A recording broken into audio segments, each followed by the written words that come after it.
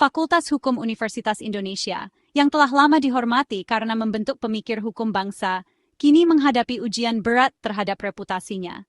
Selama bertahun-tahun, institusi ini dikenal sebagai tempat lahirnya para pemimpin dan penegak keadilan, tempat mahasiswa belajar tentang etika, hukum, dan tanggung jawab sosial.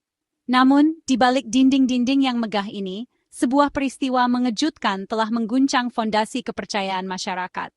Fakultas ini diguncang oleh tuduhan pelecehan seksual verbal yang melibatkan sejumlah mahasiswanya sendiri. Suasana di kampus berubah drastis, dari tempat yang biasanya penuh semangat belajar, menjadi penuh kecemasan dan ketidakpastian. Para mahasiswa, dosen, dan staf kini dihadapkan pada kenyataan pahit bahwa masalah serius bisa terjadi di lingkungan yang mereka anggap aman. Komentar yang tidak pantas dan merendahkan tersebar di obrolan grup mahasiswa, menargetkan mahasiswi dengan kata-kata yang melecehkan. Hal ini menciptakan lingkungan yang tidak bersahabat, membuat banyak mahasiswa merasa tidak nyaman dan tidak aman. Reaksi keras pun bermunculan, tidak hanya dari dalam kampus, tetapi juga dari masyarakat luas yang mengikuti perkembangan kasus ini. Ini bukan hanya masalah internal kampus. Kasus ini telah menjadi percakapan nasional yang memicu diskusi tentang budaya dan nilai-nilai di institusi pendidikan paling bergengsi di Indonesia. Banyak pihak menyoroti bagaimana kasus ini mencerminkan tantangan yang lebih luas dalam menangani isu pelecehan di lingkungan akademik. Bahasa eksplisit dan objektifikasi yang digunakan dalam pesan-pesan tersebut mengungkapkan adanya degradasi perempuan yang selama ini mungkin dinormalisasi. Hal ini menimbulkan pertanyaan serius tentang karakter dan integritas para mahasiswa yang sedang dilatih untuk menjadi penegak keadilan di masa depan. Banyak yang bertanya-tanya, bagaimana mungkin calon-calon pemimpin hukum bisa terlibat dalam perilaku seperti ini? Bukti digital berupa tangkapan layar dan rekaman percakapan membuat penyangkalan hampir mustahil. Bukti-bukti ini dengan cepat menyebar di media sosial, memicu gelombang tuntutan dari mahasiswa, alumni, dan masyarakat agar universitas bertindak tegas dan transparan dalam menangani kasus ini. Banyak yang menuntut adanya perubahan nyata, bukan sekadar pernyataan formal. Kini, semua mata tertuju pada Universitas Indonesia. Publik menanti langkah konkret dan respons yang akan membuktikan komitmen universitas terhadap integritas, keadilan, dan terciptanya lingkungan akademik yang benar-benar aman bagi semua.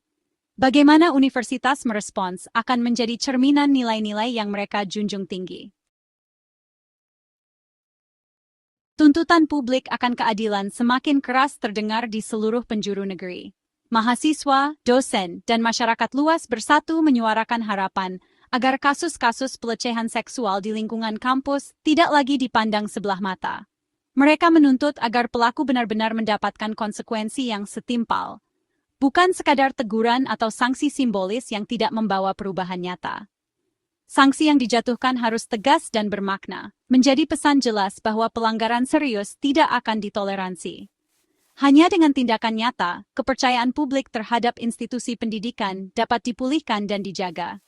Anggota DPR seperti Ahmad Sahroni menegaskan bahwa jika universitas gagal memberikan sanksi yang tegas, hal ini akan merusak kepercayaan masyarakat dan menciptakan rasa tidak aman di lingkungan kampus. Para pemangku kepentingan menuntut transparansi dan akuntabilitas dalam setiap proses penanganan kasus. Sanksi yang ketat bukan hanya sekadar hukuman, tetapi juga penegasan bahwa pelecehan seksual adalah pelanggaran berat yang tidak bisa ditoleransi. Ini menjadi preseden penting agar kasus serupa tidak terulang di masa depan. Tanggapan universitas harus memperkuat nilai-nilai rasa hormat, martabat, dan kesetaraan. Setiap mahasiswa berhak merasa aman dan dihargai, tanpa takut menjadi korban atau diabaikan oleh institusi. Pendekatan yang lunak hanya akan mengecewakan para korban dan seluruh komunitas kampus. Korban membutuhkan dukungan nyata, bukan janji kosong atau tindakan setengah hati. Sanksi yang tegas juga berfungsi sebagai pencegahan, mengingatkan semua pihak bahwa perilaku buruk akan mendapat konsekuensi serius. Ini mencerminkan komitmen institusi terhadap kesetaraan gender dan perlindungan hak asasi setiap individu. Inilah saat yang menentukan bagi Universitas Indonesia untuk membuktikan bahwa mereka benar-benar memegang teguh prinsip keadilan dan keberanian moral. Dengan mengambil langkah tegas, universitas dapat menjadi teladan bagi institusi lain dan memastikan lingkungan yang aman, adil, dan bermartabat bagi seluruh civitas akademika. Aspek yang paling mengkhawatirkan adalah bahwa para pelaku yang dituduh adalah mahasiswa hukum, calon hakim, pengacara, dan anggota DPR. Tindakan mereka mengungkapkan ketidaksesuaian yang berbahaya antara pengetahuan hukum dan tanggung jawab etika. Pendidikan hukum harus menanamkan empati, rasa hormat, dan rasa keadilan yang mendalam, bukan hanya mengajarkan hukum. Insiden ini mengungkap celah dalam pembentukan karakter dalam pelatihan hukum, menuntut evaluasi ulang kurikulum dan budaya. Integritas sistem hukum kita bergantung pada integritas mereka yang melayaninya. Ini adalah peringatan bagi pendidikan hukum. Universitas Indonesia menanggapi dengan menegaskan kembali kebijakan tanpa toleransi terhadap semua bentuk kekerasan seksual, termasuk pelecehan verbal dan digital. Sikap publik universitas memvalidasi pengalaman korban dan menyiapkan panggung untuk penyelidikan menyeluruh.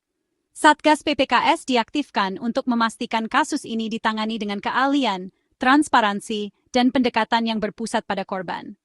Proses ini memprioritaskan keselamatan dan hak-hak korban, menekankan kerahasiaan dan profesionalisme.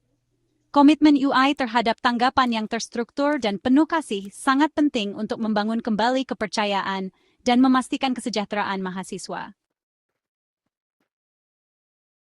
Pelecehan seksual tidak terbatas pada tindakan fisik, pelecehan verbal dan digital bisa sama merusaknya. Kasus FHUI menunjukkan bagaimana pelecehan di grup obrolan menciptakan lingkungan yang toksik dan mengintimidasi, diperkuat oleh sifat permanen catatan digital. Perilaku semacam itu membungkam korban dan menormalkan misogini, terutama ketika dianggap sebagai candaan yang tidak berbahaya. Pengakuan universitas terhadap semua bentuk pelecehan sebagai pelanggaran serius sangat penting untuk pencegahan dan tanggapan yang efektif. Memperlakukan pelecehan verbal dan digital dengan keseriusan yang sama, menantang norma-norma berbahaya, dan memperkuat hak atas keamanan psikologis. Ini adalah kesempatan untuk membongkar budaya toksik dan mengajarkan rasa hormat sebagai nilai fundamental. Implikasinya melampaui kampus, mahasiswa ini adalah calon penegak hukum seperti UU TPKS. Jika mereka kurang empati dan rasa hormat, janji keadilan terancam. Profesi hukum menuntut integritas dan komitmen terhadap kesetaraan. Insiden ini mengancam fondasi tersebut. Tanggapan universitas harus menjaga masa depan hukum Indonesia dengan memastikan hanya mereka yang memiliki karakter moral yang kuat yang memasuki profesi tersebut. Ini tentang melindungi integritas keadilan itu sendiri. Sanksi datang dari universitas dan organisasi mahasiswa menunjukkan sikap bersatu menentang pelecehan. Badan mahasiswa melalui BPM FHUI dengan cepat mencopot pelaku dari peran organisasi mereka, memperkuat akuntabilitas sesama. Tindakan ini melengkapi penyelidikan formal universitas, menciptakan konsekuensi di berbagai tingkatan. Inisiatif yang dipimpin mahasiswa menunjukkan bahwa menolak pelecehan adalah nilai bersama, bukan hanya aturan administratif. Akuntabilitas ganda semacam itu memperkuat budaya kampus dan mencegah perilaku buruk di masa depan. Ini adalah pengingat yang kuat bahwa mahasiswa hukum bertanggung jawab terhadap aturan institusional dan etika komunitas. Pendekatan yang berpusat pada korban adalah inti dari tanggapan UI, memprioritaskan keselamatan, martabat, dan dukungan bagi mereka yang dirugikan. Kerahasiaan, konseling psikologis, dan akomodasi akademik adalah elemen kunci dari proses ini. Korban tetap diinformasikan dan diberdayakan, memastikan suara mereka didengar dan dihormati. Tujuannya bukan hanya hukuman, tetapi penyembuhan bagi individu dan komunitas. Penyelidik yang terlatih khusus memastikan prosesnya empatik dan menyeluruh. Pendekatan ini membangun kepercayaan, mendorong pelaporan, dan menetapkan standar baru untuk menangani kekerasan seksual di dunia akademik. Insiden ini adalah seruan untuk bertindak bagi pendidikan hukum di Indonesia. Kejadian seperti ini menyoroti pentingnya membangun kembali fondasi moral dalam dunia pendidikan hukum, agar setiap lulusan tidak hanya cerdas secara intelektual, tetapi juga berintegritas tinggi. Pendidikan hukum harus menjadi ruang yang aman, inklusif, dan mendukung pertumbuhan karakter, bukan sekadar tempat belajar teori dan pasal-pasal. Sanksi harus cepat dan tegas, tetapi perubahan sejati membutuhkan penanaman empati, rasa hormat, dan keadilan gender ke dalam setiap aspek pelatihan. Setiap mahasiswa hukum perlu memahami bahwa hukum bukan hanya soal aturan, tapi juga tentang kemanusiaan dan keadilan sosial. Diskusi terbuka tentang isu-isu gender, hak asasi manusia, dan etika harus menjadi bagian rutin dari kurikulum, agar mahasiswa terbiasa berpikir kritis dan peka terhadap ketidakadilan.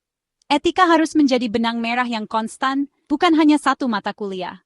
Nilai-nilai moral dan integritas harus diintegrasikan dalam setiap proses pembelajaran, mulai dari diskusi kelas hingga praktik hukum simulasi. Dengan begitu, mahasiswa akan terbiasa mengambil keputusan berdasarkan prinsip etis, bukan sekadar kepentingan pribadi atau tekanan lingkungan. Akuntabilitas yang dipimpin mahasiswa, seperti yang ditunjukkan oleh BPM FHUI, harus didorong dan didukung.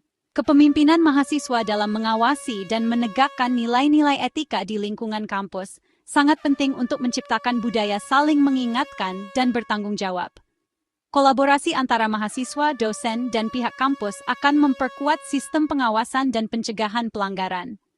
Langkah-langkah praktis, pelaporan yang aman, layanan dukungan, pelatihan pengamat, sangat penting untuk budaya kampus yang saling menghormati. Setiap mahasiswa harus merasa aman untuk melapor tanpa takut stigma atau pembalasan. Kampus juga perlu menyediakan ruang konseling dan pelatihan pencegahan kekerasan seksual secara berkala, agar semua pihak memahami peran dan tanggung jawabnya. Biarkan ini menjadi titik balik. Tujuannya bukan hanya untuk menghukum, tetapi untuk mengubah pendidikan hukum dan memastikan calon pengacara adalah penjaga keadilan yang sejati. Pendidikan hukum harus melahirkan lulusan yang berani bersuara, membela yang lemah, dan menjunjung tinggi nilai-nilai kemanusiaan dalam setiap tindakan. Integritas sistem hukum kita bergantung pada pembangunan fondasi kejelasan moral dan rasa hormat yang tak tergoyahkan di sekolah hukum kita. Hanya dengan komitmen bersama, kita bisa menciptakan generasi pengacara yang benar-benar menjadi pelindung keadilan dan martabat manusia.